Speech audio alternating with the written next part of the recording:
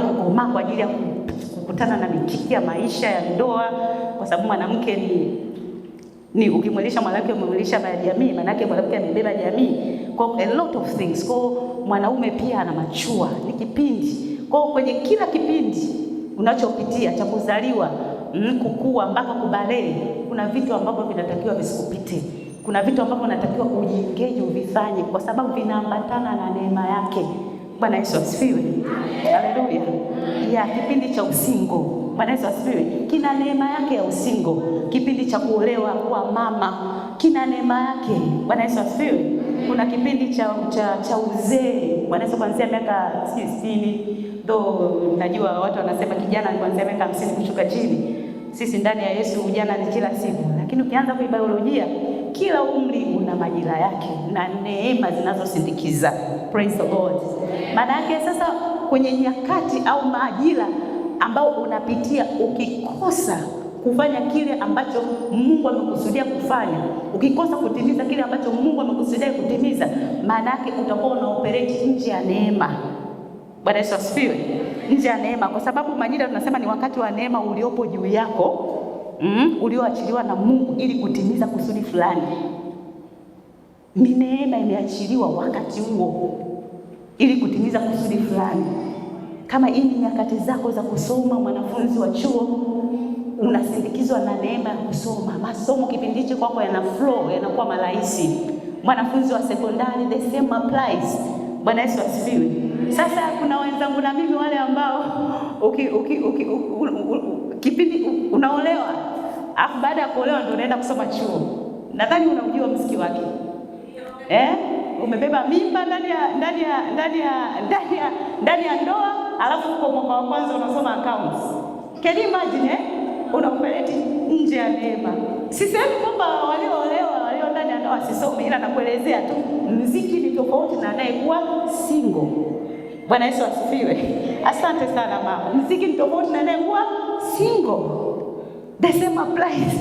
The same applies. Wewe waga nawaambiaga kanisani kwangu kwamba at this time kijana unatakiwa umtumikie Mungu. Umtumikie Mungu kabla hujapata mume, kabla hujapata mke. Kwa sababu at that time akili yako itafocus. You see? Akili yako itafocus, haitayumbishwa, sijui kuna mtoto wa kunyonyesha, sijui kuna bwana wa kulea, sijui kuna kukimbizana na nini. Kwa akili yako itafocus kwenye mkesha utakuwepo, kwenye evangelism utakuwepo, you see, kwenye vitu vinavyoendelea kanisani utakuwepo. Lakini kikipita kile kipindi, ndio kile umeshakuwa mama, una mtoto analia nyumbani, anatakiwa kunyonyesha, baba anatakiwa andaliwe chakula, alafu nasema mimi naenda kwenye kwaya kwenye mazoezi. Kipindi chako kimepita. You understand what I'm saying? Kwa kuzijua nyakati na majira ni muhimu sana. Bwana Yesu asifiwe. Sitaki kukatisha tamaa jioni ya leo. Bwana Yesu asifiwe. Mungu anaweza kurudishaga majira. Bwana Yesu asifiwe. Kama majira yako yalipotea, jioni Mungu atayarudisha. Haleluya. Kama majira yako fulani ya kufanya kitu fulani yalipotea katika maisha yako, jioni ya leo yatarudi. Yatarudi katika jina la Yesu. Yatarudi katika jina la Yesu. Yatarudi katika jina la Yesu. Na Mungu atakupa neema ya kupita kwenye hicho kipindi salama. Haleluya. Bwana Yesu asifiwe. Siwezekana kwa Mungu, kwa wanadamu inawezekana. Kwa sababu inawezekana kwa wanadamu, kwa Mungu inawezekana. Lakini God is bringing it to your know. Mungu anakuletea kwenye uelewa, ufahamu kwamba majira na nyakati ni muhimu sana katika maisha yako. Haleluya. Haleluya. Praise the Lord. Sema majira na nyakati ni muhimu sana mimi kufahamu katika maisha yangu. Tunatofautiana, kila mtu ana majira yake na nyakati zake kutokana na vile Mungu alivyokusudia. Bwana Yesu asifiwe. But me today I'll speak general. Bwana Yesu asifiwe. I'll speak general. Tongea kwa ujumla. Sitaenda more in details. Takuwa tu general. I know by the Spirit of God utaelewa. Praise the Lord. Na ukikaa katika majira, ukafanya vitu kutokana na majira na msimu yake, utaishi katika ufanisi. Sawa kwa sababu utakuwa, can you imagine mwanafunzi wa chuo ambaye hajaolewa, hajaoa, kwa sababu amefocus kwenye masomo, kufaulu kwake ni obvious. Kufa kwake ni tofauti na mama ambaye ameolewa, ananyonyesha, baba naye. Hata wababa wanapata headache kwa sababu anatakiwa hakikishe kwamba maziwa ya mtoto yanapatikana, afu anafikiria chumvi.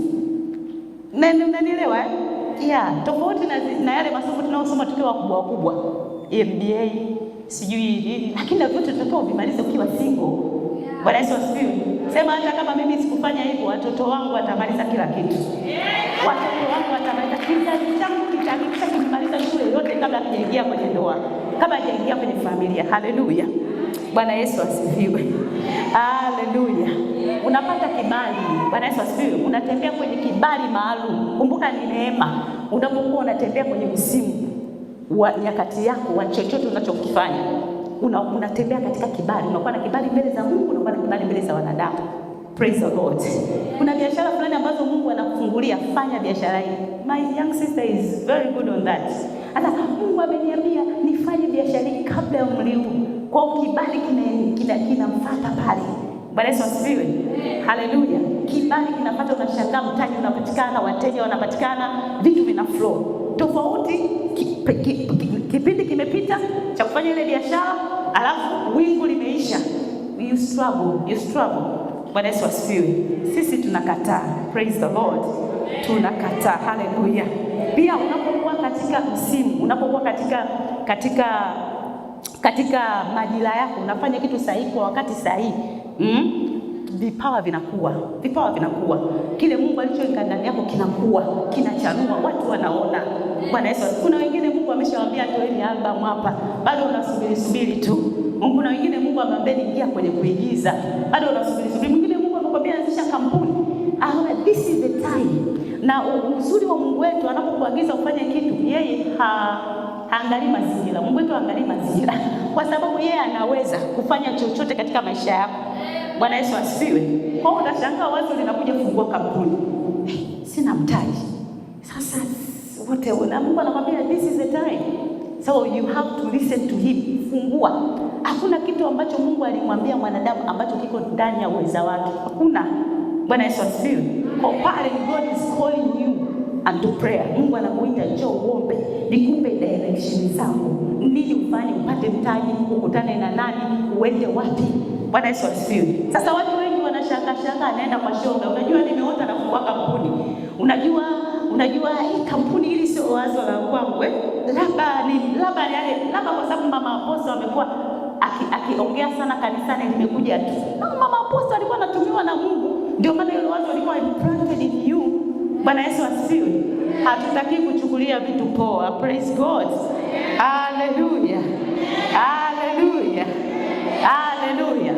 Nao nataka tufungue kitabu cha Esther. Kitabu cha Esther sura ya 4. Have a Bible. Naomba tuende katika kitabu cha Esther sura ya 4. Sura ya 4 tuanze mstari wa kwanza. Yes. Basi Mordekai alipojua mambo yote yaliyofanyika, alizirarua nguo zake, akajivika gunia pamoja na majivu, akatoka hata kufika katikati ya mji, akalia kwa sauti kuu ya uchungu. Pia akafika hata mbele ya mlango wa mfalme, maana hakuna awezaye kuingia ndani ya mlango wa mfalme hali amevaa magunia. Na katika kila jambo ambako amri ya mfalme na mbiu yake imewasili, palikuwako msiba mkuu kwa Wayahudi, na kufunga na kulia na kuomboleza, hata na wengi wakalala juu ya gunia na majivu. Basi wajakazi wake Esta na wasimamizi wake wa nyumba wakamjia, wakampasha habari, naye Malkia akahuzunika mno. Akampelekea Mordekai mavazi ili kumpika na kumwondolea gunia lake, walakini yeye asikubali. Kisha Esta akamwita Hataki, msimamizi wa nyumba, mmojawapo wa mfalme, aliyemwagiza amhudumu Esta, akamtuma kwa Mordekai ili ajue mambo hayo na maana yake nini. Basi yule Hataki akatoka nje na kumwambia Mordekai kwenye uwanja wa kilipo mbele ya mlango wa mfalme. Naye Mordekai akamweleza yote aliyopata na hesabu ya fedha thamani aliyoahidi kulipa katika hazina ya mfalme ili Wayahudi waangamizwe. Pia akampa na nakili ya andiko juu ya mbiu ya kumwangamiza iliyotangazwa Shushani, ili amwonyeshe Esta na kumweleza tena, amwagize aingize kwa mfalme kumsihi na kumwombea watu wake. Basi Hataki akaja akamwambia Esta maneno ya Mordekai.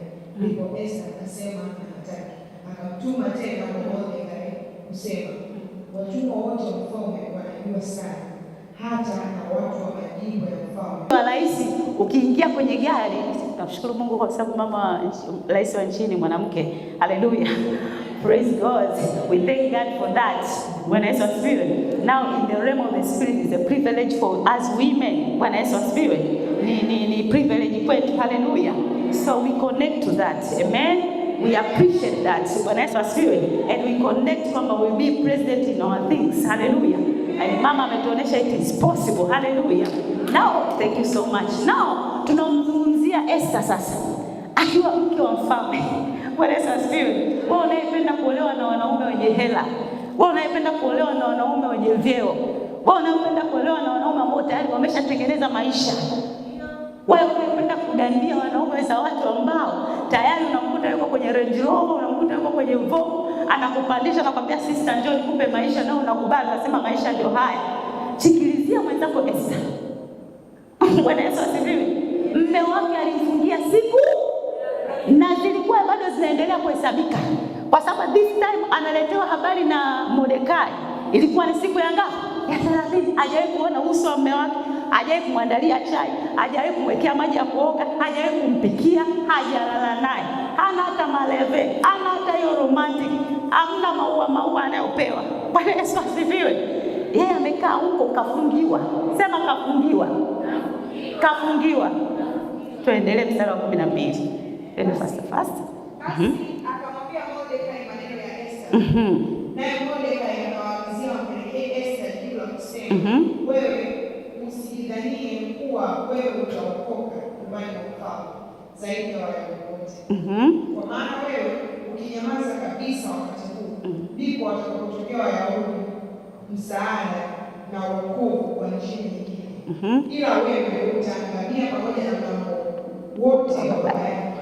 Lakini nani ajuaye kama wewe ukuulia ufalme kwa ajili ya wakati kama huu? Bwana Yesu asifiwe. Ngoja nisome mwenyewe mstari wa 14. Anasema kwa maana wewe ukinyamaza kabisa wakati huu, kinyamazia nini? Mordekai anamwambia kuna waraka umetoka.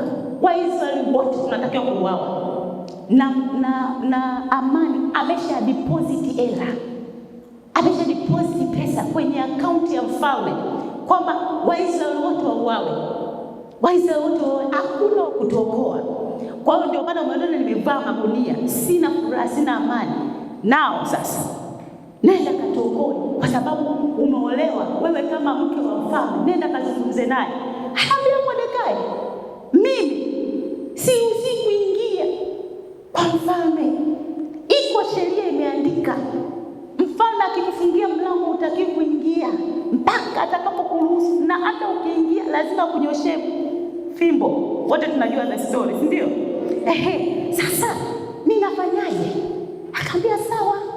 Hiyo kitu inaonekana haiwezekani, lakini usizidhanie kwamba utapona. Kwenye hii angamizo linalokuja, utaangamia wewe na nyumba yako. Lakini sisi Mungu anaweza akatufanyia msaada kutoka sehemu nyingine. Akamweleza. Bwana Yesu asifiwe. Hebu mgekee jirani wako, akamweleza, mwambie. Akamweleza. Walakini ni nani ajuaye kama wewe ukujia ufalme kwa ajili ya wakati kama huu? Bwana Yesu asifiwe. Huyu mjomba wake Esta anamwambia wewe umeolewa kwenye hii familia. Umeolewa kwa huyu mfalme. Umetokuja kwenye nafasi ya Vashti. Umepata kibali. Sio kwamba ni mzuri kama Vashti, kwa sababu hatujawahi kuona mfalme akiita Vashti akaonesha uzuri wake mbele za watu. Kwa hiyo ina maana kwamba Vashti alikuwa mrembo zaidi ya Esta, lakini umepata kibali. Sasa umefungiwa mlango, ndio atukatai. Labda uzuri wako sio kwamba ulikuleta hapa. Kuna jambo jingine. Mwambie jirani, kuna jambo jingine. ambalo Mungu amekutaka wewe lije kwa wakati kama huu, kutuokoa sisi wa Israeli. Bwana Yesu asifiwe. Haleluya. Haleluya. Nao sasa imagine kama wewe ni Esther. Mke, si ndio umefungiwa mlango siku 30. Mume wako anipendi. Si ndio? Ana mke mwingine. Ana wanawake wengine. Uko ndani uko na nani? Do you understand? Na kipindi kile wafalme walikuwa na masuria bwana. Bwana Yesu asifiwe. Haleluya. Kwa huko unagugumia, yani mimi kwake mume wangu hajanishika siku zote 30. Mume wangu probably amesafiri yuko wapi na wapi kwa siku 30. Ndio anaendelea kwenye mioyo ya wanawake wengi. Bwana Yesu asifiwe. Haleluya. Nao bahati nzuri unakutana na message kwenye simu ya mume wako, kadada kingine kanasema jana nilienjoy vizuri sana na wewe. You're so sweet. Kumbe, do you understand? Yanaendelea kuendelea katika maisha yako, yanakuchefua. Unakonda, unaendelea kukauka. Unakonda, unaendelea kuwa frustrated. Kwa nini niliingia kwenye ndoa hii? Kwa nini niliingia kwa mume huyu? Kwa nini nimeingia kwenye kujichakaza? Unaanza kuchakaa. Unaanza kuonekana mbaya. Ndoa imekupiga, ndio wewe umeshazaa sasa. Na vitoto mpaka unanyonyesha. Ndio unakuwa mchafu mpaka unanuka. Kwa sababu mwanaume amekuacha. Mwanaume apei tena attention. Bwana Yesu asifiwe. Probably sometimes apei attention. Labda uko busy anaangalia chakula cha watoto. Akirudi amechoka, hana hamu ya kukuona, tayari mawazo yako yameenda sehemu nyingine. Especially kwenye kizazi hiki. Nao Mordekai anamuuliza Esther, je, si kwamba Mungu alitaka uje ufalme kwa nyakati kama hizi? Bwana Yesu asifiwe. Sasa mimi nimekuletea ujumbe usiku wa leo. Bwana Yesu asifiwe. Nimekuletea ujumbe usiku wa leo. Ndoa sio kwa ajili ya mapenzi. I'm telling you. Ndoa sio kwa ajili ya mapenzi. Ndoa ni kwa ajili ya kusudi. Ndoa ni kwa ajili ya kusudi. Ndio kitu ambacho wadada wengi wanakimbilia kuingia kwenye ndoa. Kwa sababu wameingia kwa mentality, kwa akili za kuwaza tu tendo la ndoa. I'm telling you, la kuwaza tu awe anabusiwa kila siku. La kuwaza tu awe anabebwa. La kuwaza tu awe anapelekwa beach. La kuwaza tu anunuliwe magari. La kuwaza tu anunuliwe nguo. Ndoa is for a purpose. Mgeukeje na kumbe ndoa is for a purpose. Hata kama ni for a purpose. Sio kwamba utaingia tu. Najua kuna mechanism za kuvutiana. Sawa Ndio maana nilianza kukwambia vaa vizuri wakuone, sawa, pendeza, nini. Lakini lazima ujue wewe kama mwanamke unaingia kwenye ndoa kwa sababu gani? Lazima usearch out. Tunapoongelea seasons and times, umeenda kwenye hiyo familia kufanya nini? Umeenda kwa mwanaume kufanya nini? Kwa sababu wanawake wengi wanaenda na wrong mentality za kuenjoy tu. Bwana Yesu asifiwe. Kupeleka Dubai, Paris, si ndio Ndio maana akimkuta amekaa na mwanaume mwaka mmoja, hana kipato alichokitegemea, mwaka wa pili anaanza kumblast out. Yaani mwanaume mwingine kwa anajui kutafuta hela. Yaani mwanaume mwingine tena bwana, bora tu mimi ningeolewa na ule aliyemwacha. Wewe unajua papa sinaenda kufanya nini? Yesu asifiwe. Haleluya. Haleluya. Haleluya. Haleluya. Kemi sinaisha. Roma sinaisha. Wewe kila mwaka mmoja unalala na mwanaume. Unalala na mwanamke huyo huyo. Mwaka wa pili, mwaka wa tatu, mwaka wa nne, mwaka wa tano. Ushai kuona mke na mume wameolewa siku ya kwanza, wameona siku ya kwanza. Wape ka distance pale miezi mitatu, watabusiana. Wakikaa hapo wako close like this. Wakishazaa katoto wameachana. Wanakaa pamoja. Baada ya miaka miwili mmoja anakaa huko, mmoja anakaa nyuma. Do you understand? That's chemistry inaisha. Kwa nini kinachofanya mkae pamoja? It's a purpose. Umeenda kwenye hiyo ndoa, umeenda kwenye hiyo familia kwa wakati huu kwa ajili ya nini? Bwana Yesu asifiwe.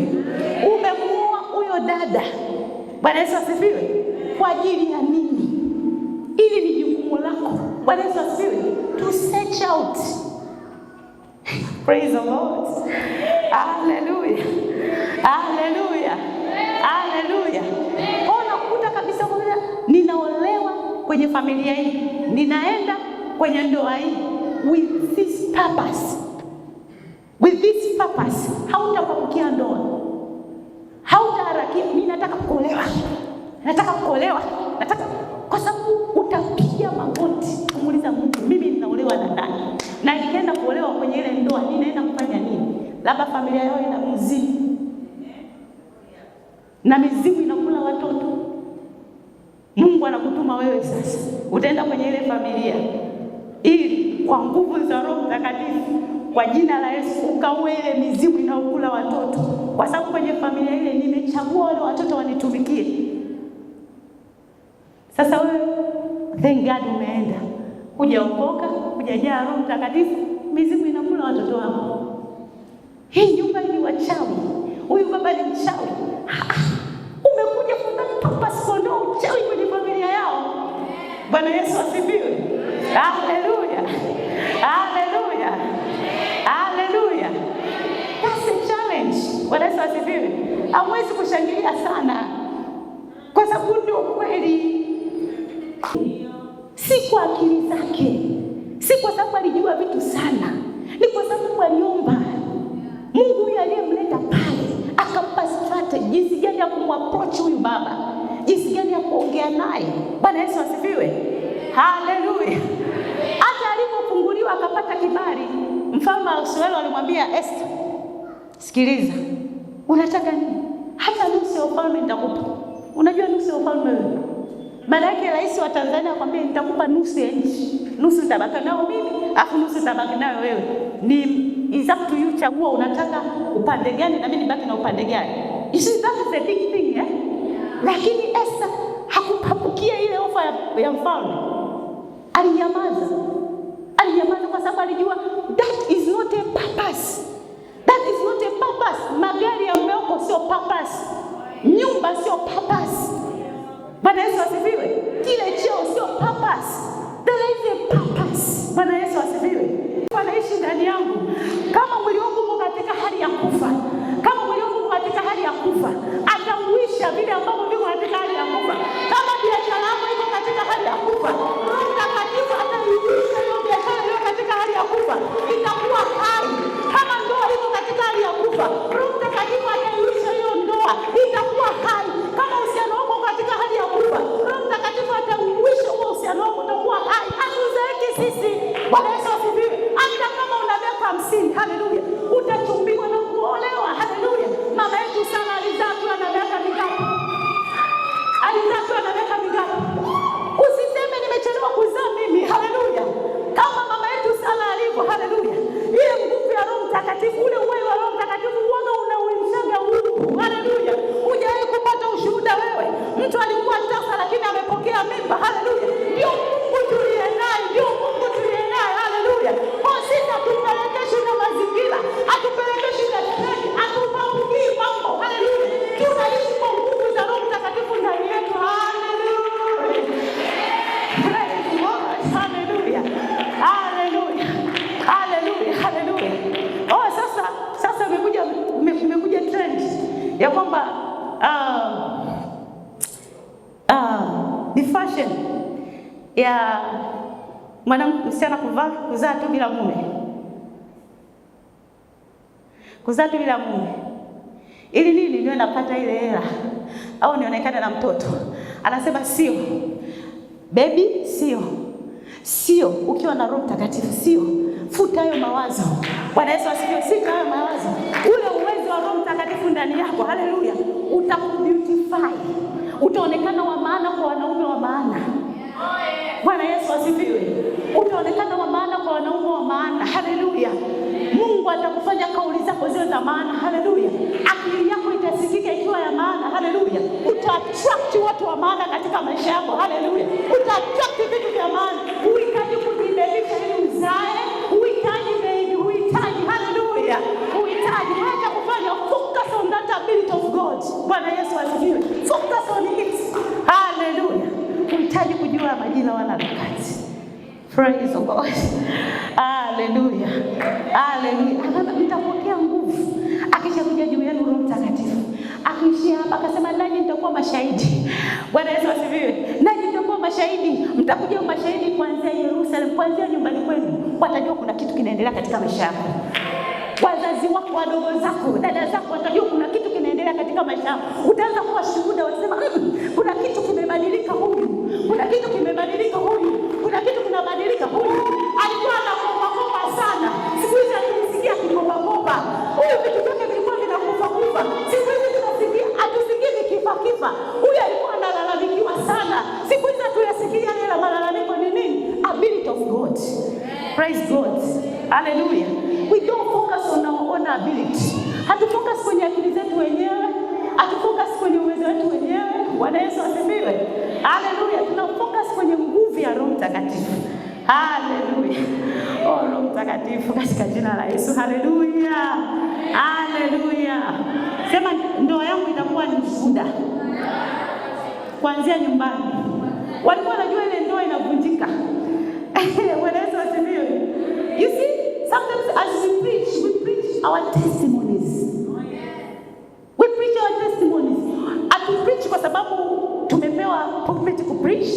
We preach what we went through. Bwana Yesu asifiwe. Ndoa yako haitavunjika. Hallelujah. Ndoa yako haitavunjika. Hallelujah. Yule mwanaume hata kama alikuacha anarudi. Hallelujah. Yule mwanamke hatakuacha. Hallelujah. Utaolewa wewe, utaoa wewe. Hallelujah. Focus on the ability of the Holy Ghost. Hallelujah. Hallelujah. Hallelujah. Na usimame hapo kwa miguu yako. Hallelujah. Bwana Yesu asifiwe. Sema napokea nguvu. Sema nimepokea nguvu. Ile nguvu iko ndani yangu. Sihitaji kuwa na wasiwasi kuhusu majira na nyakati. Sema msifuatishe namna ya dunia hii. Namna ya dunia hii ni kuzaa nje ya ndoa. Namna dunia hii ni kuwa na kibwana pembeni, mwanaume akikuchitichiti. Namna dunia hii ukiona mwanaume anakuchitichiti ndio mtindo wa maisha sasa. Mwanaume kuchitichiti na wewe unatafuta kibenteni. Mwanamke akiwa na mdomo unatafuta kidada. Ndio nani anasema wala usifuatishe namna ya dunia hii. Wala usio na hicho kibenteni. Wala usio na hicho kidada. Bwana Yesu asifiwe. Focus on the ability of God to change you. Focus on the ability of God to change your husband. Focus on the ability of God to change your character. Focus on the ability of God to change the situation. Boy, this is the ability of God. This is the power of God. Bwana Yesu asifiwe. Anasema ni dynamic ability to bring changes. It's a dynamic ability to cause changes. Mabadiliko yote unayotaka kufanya chochote is through the Holy Ghost. The power of the Holy Ghost. Hallelujah. Ndio Yesu akawaambia wanafunzi, don't focus on those stuff. Don't focus on those stuff. Kumbuka tu umepokea nguvu ya kuleta mabadiliko. Hallelujah. Ile kampuni yako inaenda kubadilika. Hallelujah. Hallelujah. Vipawa vyako vinaenda kuchanua. Hallelujah. Mwili wako unaenda kubadilika. Hallelujah. Mungu analeta attraction. Hallelujah. Hautachumbiwa na wanaume wa ovyo. Hallelujah. Utachumbiwa na wanaume unaowataka. Hallelujah. Ambao Mungu aliwapanga kwenye toka kuumbwa kwa msingi wa dunia kwamba uchumbiwe na mwanaume huyo. Hallelujah. Akija ambaye si Roho Mtakatifu ndani yako atasema usikie. Hallelujah. Bwana Yesu asifiwe. Nisamehe sana nimefika na nimekula muda wenu mwingi sana. Hallelujah. Praise the Lord. Hallelujah. Watu wataona mabadiliko. Bwana Yesu asifiwe. Vitu vitaanza kukubadilikia. Hallelujah. Focus on the power of the Holy Ghost. Hallelujah. Kanisa limesahau nguvu za Roho Mtakatifu. Ndio maana linashughulika na vitu vya nje. Vitu maana linashughulika, wanatamani trend zinazoendelea. Wanatamani vitu vinavyoendelea kwa watu kwa sababu wamesahau kilicho ndani yao. Bwana Yesu asifiwe. Kilicho ndani yetu ni kikubwa. Bwana Yesu asifiwe. Ndicho kinachoendesha huduma. Hallelujah. Ndicho kinachoendesha familia. Nguvu za Roho Mtakatifu. Hallelujah. Si kwa nguvu zetu, si kwa uweza wetu. Hallelujah. Anasema niye sasa msiongoze na mwili bali muongoze na nini? Na Roho. Mkiongozwa na Roho kama mtatimiza nini? Tamaa za mwili. Bwana Yesu asifiwe. Hallelujah. Sema always in my life. nitakumbuka nguvu za Roho Mtakatifu, nguvu za Roho Mtakatifu zinazoleta mabadiliko, na nguvu za Roho Mtakatifu ndani yangu, nguvu za Roho Mtakatifu ndani yangu, uwezo wa Roho Mtakatifu ndani yangu unanisababisha nitembee sawa sawa na mapenzi ya Mungu, sawa sawa na mapenzi ya Mungu. Haleluya! Anasema huyo Roho Mtakatifu atakapokuja kwenu, haleluya, atawaambia yote. Haleluya! Atawaeleza wakati ujao. Haleluya! Atakwambia sasa hivi unatakiwa kufanya nini. Haleluya! Atakwambia unatakiwa umuone nani, uende wapi. Haleluya! Sema nguvu za Roho Mtakatifu ninazo sasa, mnazo sasa. Sema lolote lilokufa linafufuka. Sema lolote lilokufa linafufuka. Sema akili za mwanangu zinafufuka. Sema akili zangu mwenyewe zinafufuka katika jina la Yesu, katika jina la Yesu. Sema nakataa Sara, nakataa Sara, nakataa Sara, nakataa Sara, nakataa Sara. Tumesikia story kwamba Tanzania imejaa uchawi. Uchawi ni mwingi sana, uchawi ni mwingi sana, sio? Watu wanaiba seasons, times, watu wanaiba nyota, watu wanaiba nasi with the Holy Ghost. Haleluya! Na Roho Mtakatifu, haleluya, ukiactivate zile nguvu za Roho Mtakatifu, haleluya, zinawapush. Bwana Yesu asifiwe. They cannot do anything unto you. Haleluya!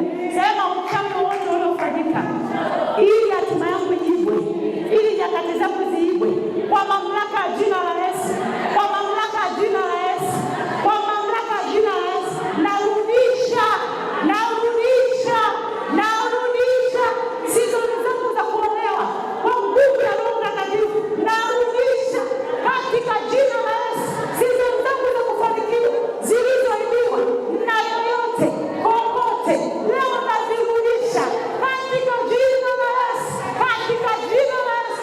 Sitakuwa muhanga wa wachawi, sitakuwa muhanga wa wachawi kwa jina la Yesu. Haleluya!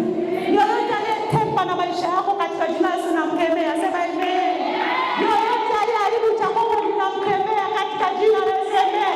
Vya kwako vinarudi. Haleluya! Vya kwako vinarudi. Haleluya!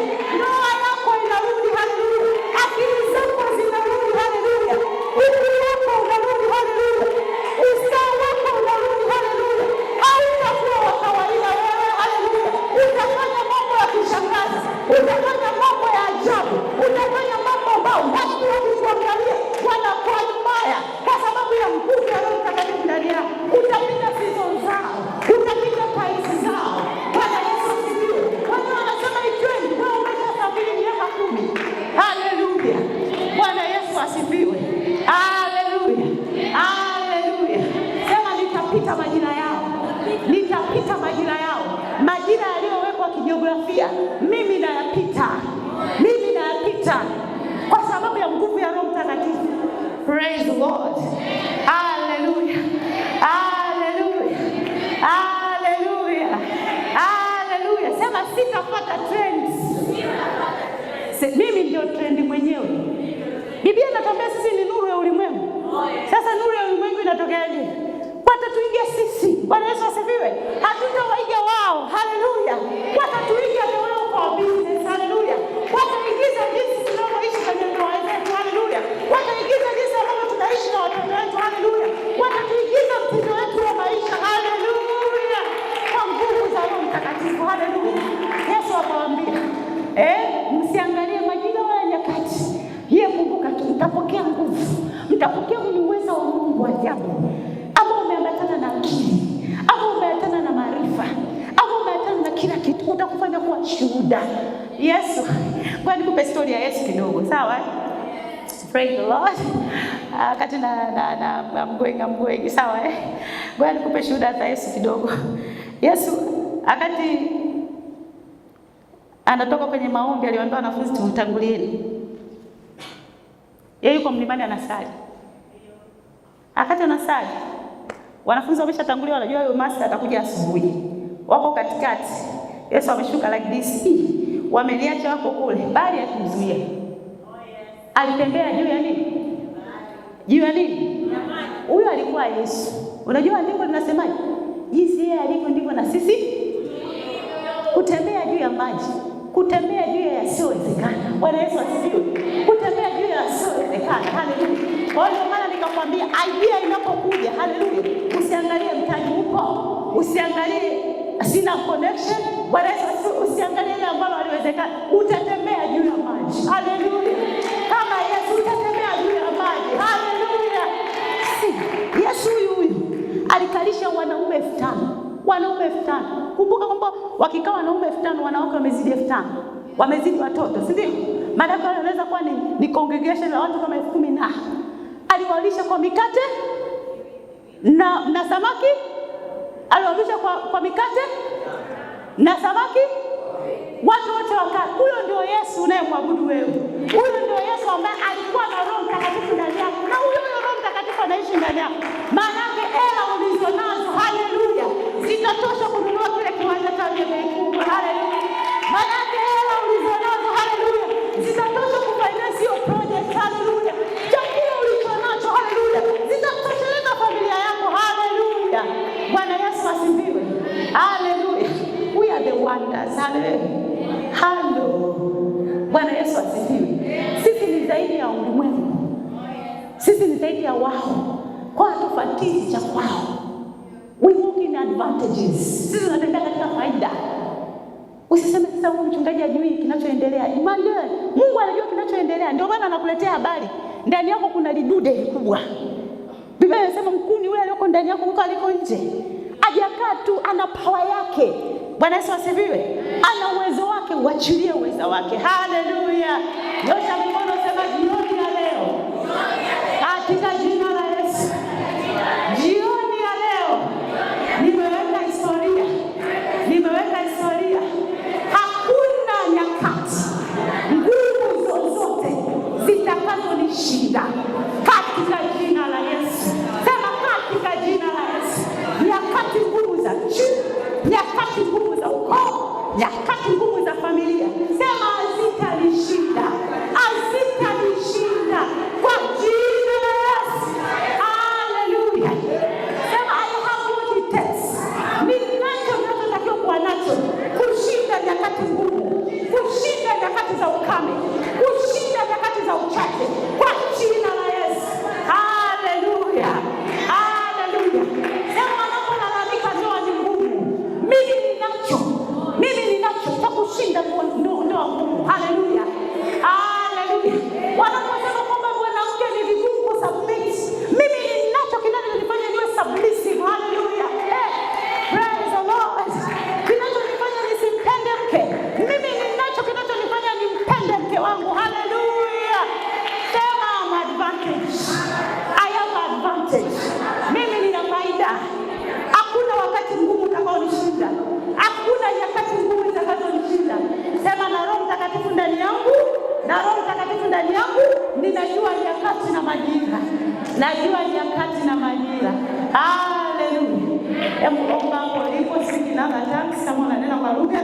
Rekosata Abraham ya Bazaya, repata pakoromo sheteri ya babosa, repato karama sheteri ya bazande, reposta tekoromo sheteri ya bazuya, repata karama sheteri ya bahande, repata pakoromo sheteri ya babosa, rikasata karama shande, ripato prakate koromo sheteri ya bahande, repata pakoromo shata, rekesete koromo sheteri ya bosa, ripato prakate koromo sheteri ya bahande, rekasata karama shata, ripato prakate koromo sheteri ya babosa, ripato prakate koromo shande, ripato prakate koromo sia, rekesete koromo shata, ripato prakate koromo shande ya bahande, rekasata